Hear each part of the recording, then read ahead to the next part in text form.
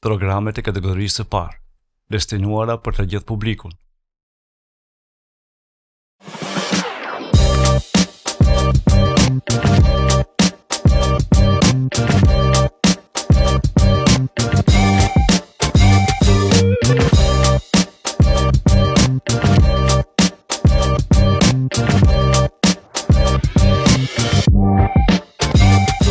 Shikues të nderuar, mirëmbrëma. Jeni me mua Bindina Sherifi në edicionin ton të radhës të emisionit ton Mesinish. Këtë ditë kemi mysafir mjaft të veçantë, sidomos në sferën politike, ku ne mundohemi që sa të pak të njohemi edhe në anën personale dhe në anën tjetër të cilën qytetarët jo dhe aq mirë ndoshta nuk i njohin, le të themi jo të gjithë. Sot kam kënaqësinë të kem dhe të mirëpres një figurë mjaft të njohur si në anën publike, gjithashtu edhe në anën politike të Kumanovës. Unë në studio kam zotëri Orhan Kurtishin. Zotëri, mirë se ardhët, kënaqësi të kem në emision. Mirë se u gjeta. Një prezantim të shkurtër si kryetar, si drejtor për postin të cilin keni tani? Realisht në sferën politike, momentalisht jam kryetar dege i Alternativës. Tash të shohim si do të zhvillohen gjërat në Vlen. Ushtroj detyrën e drejtorit gjeneral në postat e Maqedonisë. Kjo është pjesa cilën për momentin jam i angazhuar, po mundohem maksimalisht ta shfrytëzoj kapacitetin tim dhe të ekipit për të mirën e postës. Njëkohësisht jam aktiv edhe në pjesën politike në degët Kumanovës, duke shfrytëzuar gjitha mundësitë që ta bëjmë një gjë më të mirë për Kumanovën apo të krijojmë kushte shumë më të mira për Kumanovën. Cilat janë aktivitetet e fundit, me që po flasim tash për edhe për pozitën të cilën ju e keni momentalisht, cilat janë angazhimet e fundit në post në Kumanovë? Në qoftë se më lejoni kështu të flas veçanërisht për Kumanovën, aktualisht jemi duke përgatitur planin për rekonstruimin e objektit postës Kumanovës, i cili do të jetë një objekt, mund të them, me të gjitha parametrat dhe investimi do të jetë model evropian, që më herët nuk ka qenë. Është evidente se në postën e Kumanovës deri tani nuk kemi pasën investime që nga vitet e 80-ta. Këtë më kanë dëshmuar edhe të punësuarit në postë që i kemi në drejtori. Dhe po mundohem që të krijoj kushte sa më të mira dhe të ketë shërbime më efikase për qytetarët. Tani momentalisht si shihni ju situatën në postë? Gjendja në postë në fillim tash bojnë 10 muaj që jam drejt në krye të postave të Maqedonisë së Veriut. Nuk ka qenë aq e mirë. Kemi pas probleme të vazhdueshme në postë, duke filluar nga keq menaxhimi, duke filluar nga mos renditja e mirë në vendet të punës të punëtorëve, deri tek probleme të shumta të cilat janë në vazhdueshmëri çdo ditë ndryshe për shkak se ne kemi 330 pika postare dhe kemi diku parafërsisht 1900 deri 2000 të punësuar. Duke marrë parasysh këtë numër të punësuar, edhe problemet janë më të shumta. Ju si drejtori i qendrave të postës në Republikën e Maqedonisë, desha të di se ku asni më shumë vështirësi, në cilën pjesë administrative keni më shumë? Në qoftë se flasim për pjesën e të punësuarve apo administrative, tash mund të ndojnë në dy pjesë. Problemet janë në mos investimin e vazhdueshëm apo në mos mirëmbajtjen e mirë të postave. Kemi pas në probleme si në parkun e veturave, në mos pasjen e kushteve elementare për të kryer shërbimet postare, duke vazhduar deri te pjesa e të punësuarve ku momentalisht jemi duke punu pjesën e sistematizimit, ku kemi mbi 35% administratë, e cila e stërngarkon funksionimin e postës dhe nuk e lejon që të kryhen detyrat në mënyrë të rregullt, për shkak se në të kaluarën nuk është bë asnjë punësim në pjesën teknologjike ku duhet kryen shërbimet, por të gjithë kanë menduar se duhet ta zonë një vend pune në administratë dhe më pastaj vjen defekti që nuk mund të funksionojë edhe posta. Kur jemi te pjesa të punësuarve, ka pasur zëra që jo të gjitha nacionalitetet janë të punësuara në mënyrë të barabartë, le të themi, apo ka mungesë të komunitetit shqiptar, rom? Si e komentoni ju këtë çështje? Në analizën që e kam bërë në post janë diku rreth 30% të punësuar shqiptar. Por fatkeqësisht gjitha shtresa e të punësuarve ka qenë nivelet më të ulta në administratë. Tani janë bërë diku rreth 30 avancime në pozita udhëhece. Në të gjitha postat, nëse flasim në nivel qendror apo shtetëror, kemi për herë të parë që udhëheqim mbas 15 viteve me postën e Kumanovës një shqiptare. Do të thonë 20 vite në pushtet kanë qenë dhe nuk kanë arritur që ta kenë një drejtor shqiptar. Është hera e parë që kemi njëkohësisht edhe drejtor shqiptar në Kumanovë dhe drejtor shqiptar në Ohër. Kemi drejtor shqiptar në Tetov, në Shkup, në Gostivar, Divar, Kërçov dhe në Strug, që nga 15 numri total që është i drejtorëve, ne i kemi 8 shqiptarë. Kur jemi tek punësimet, unë kam dëshirë të kem një transparencë të gjerë, dhe që ashtu dhe pyetjet e mia të jenë më transparente drejt teje. Ajo që kemi dëgjuar, dim se ka pasur akuza gjithashtu edhe për punësime partijake në institucionet publike.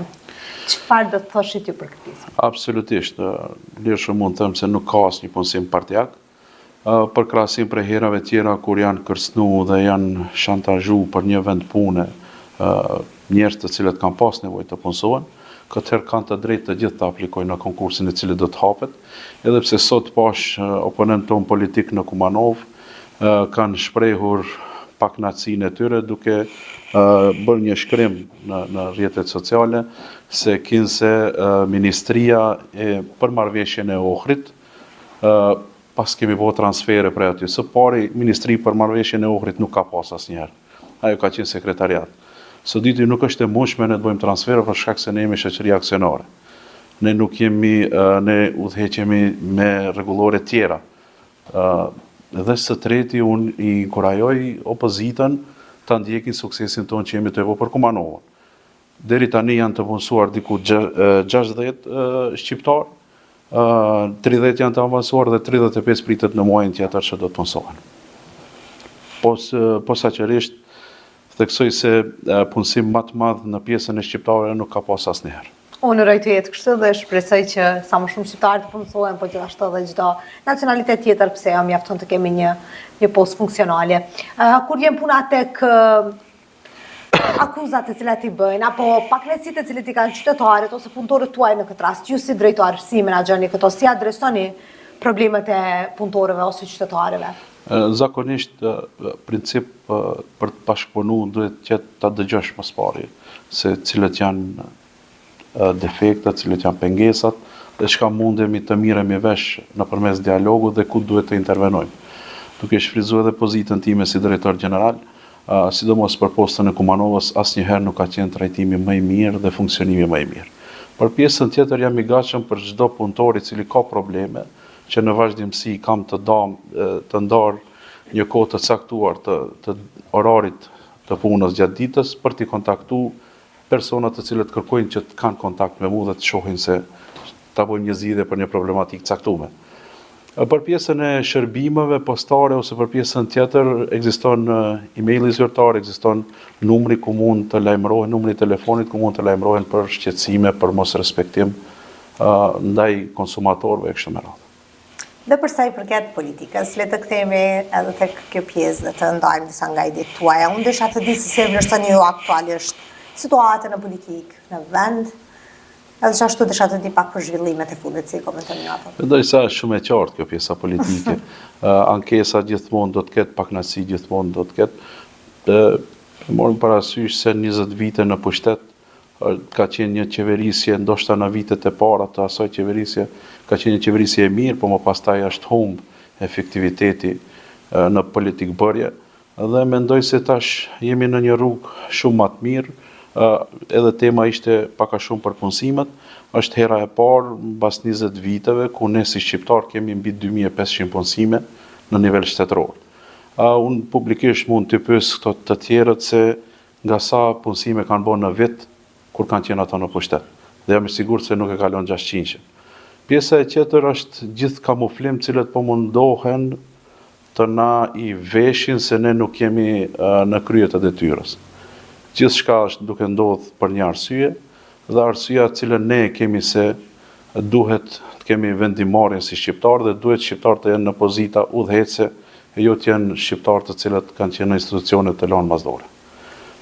Pjesa tjetër vlen të shihet në vazhdim.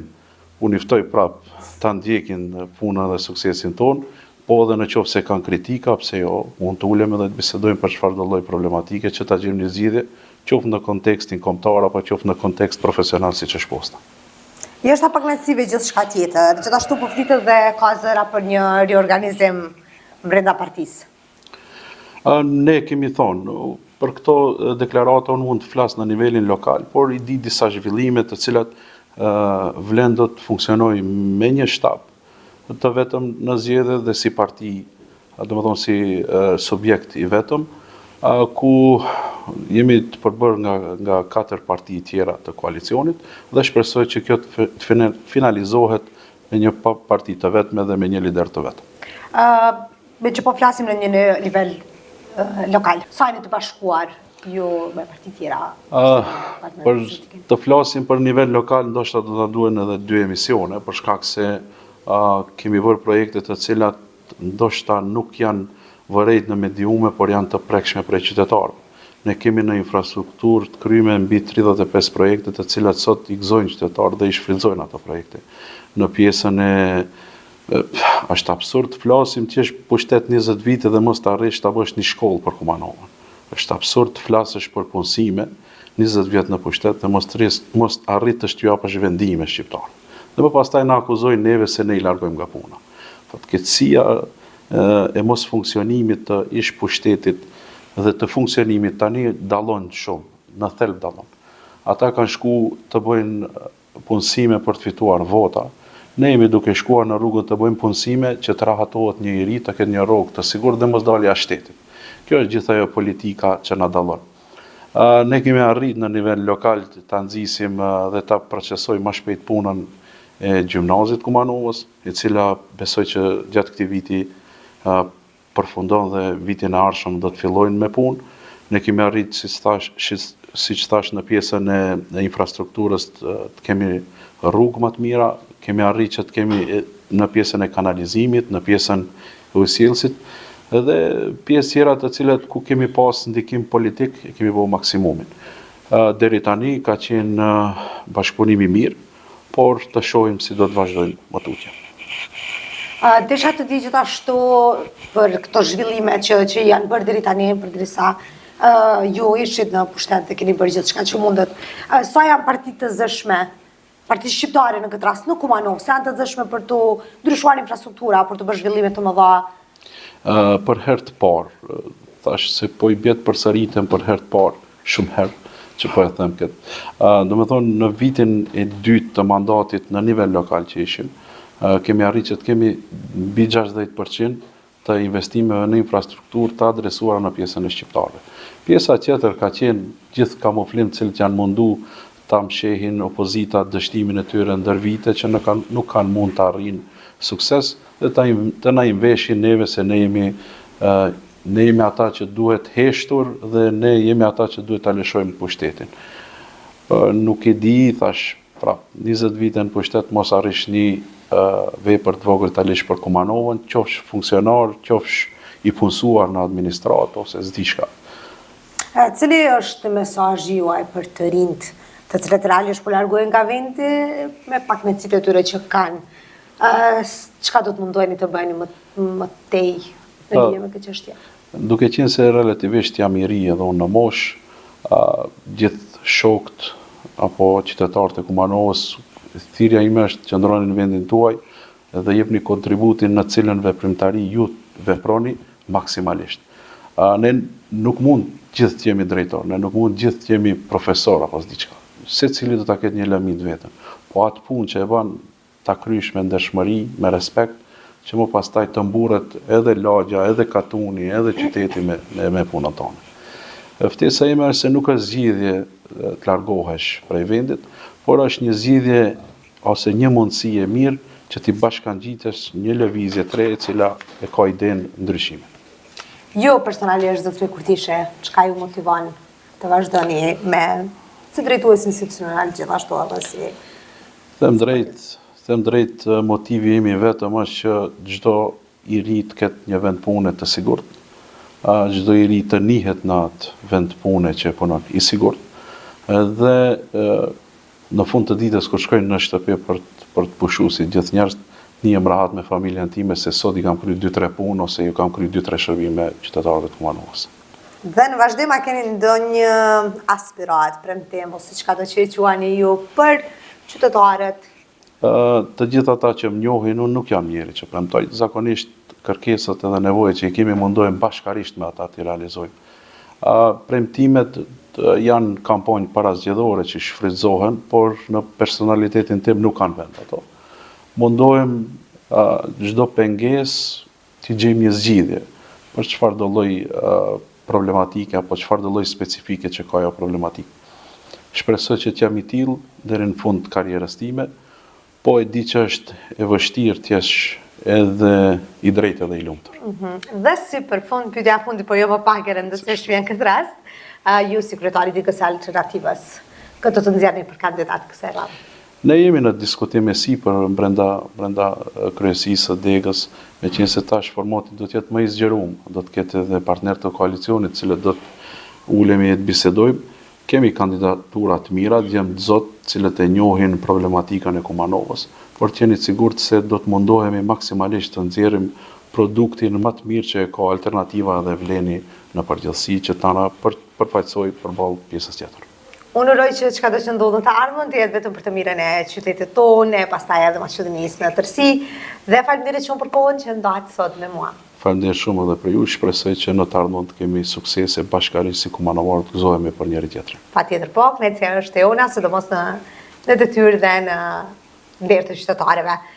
Televizionistë të nderuar, kjo është teatra që unë kisha përgatitur për juve sot, me juve shihemi prapë herën tjetër. Natën e mirë.